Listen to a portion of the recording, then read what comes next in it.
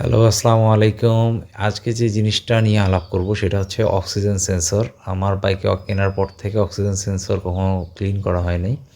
আর এইটা নাকি 10,000 কিলো পর ক্লিন করতে হয়, আমি আগে জানতাম না। এটার মধ্যে কার্বন জমে যায়, এইটা দিয়ে ইসিউতে সিগন্যাল পাঠায়, যার কারণে এইটার কার্বন জমতে দেওয়া যায় না।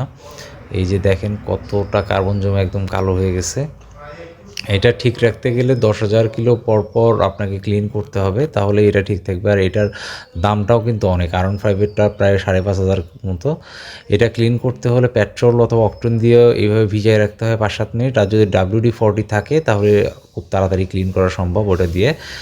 এই পেট্রোল অকটেনে ভিজায় ভালো একটা মানে কাপড় দিয়ে সুন্দর করে মুছে নিতে হয়, তাহলে অনেকটা ডাস্ট কমে যায়, কার্বন কমে যায় একদম। এই যে দেখেন মোটামুটি ক্লিন হয়ে গেছে। এইটা ক্লিন না করলে এক সময় কার্বন পড়তে এটা নষ্ট হয়ে যায়। নষ্ট হয়ে গেলে এটা মোটামুটি ভালো দাম। আর প্রতিটা এফআই বাইকে এটা আছে। এইটা হচ্ছে ক্লিনের আগের ছবি, আর এইটা হচ্ছে ক্লিন করার পরের ছবি। দেখেন কতটা পরিষ্কার হয়ে গেছে। WD-40 হলে আর একটু বেশি ক্লিন হইতো। আর এইটা ক্লিন করে এখন আমি মেকানিকের দ্বারাই লাগাই নিচ্ছি। এটা ক্লিন করা খুব ইজি, কিন্তু ক্লিন না করলে একসময় কার্বন পড়তে এটা নষ্ট হয়ে যাওয়ার সম্ভাবনা থাকে, আর তখন একটা মোটা অঙ্কের খরচ হয়।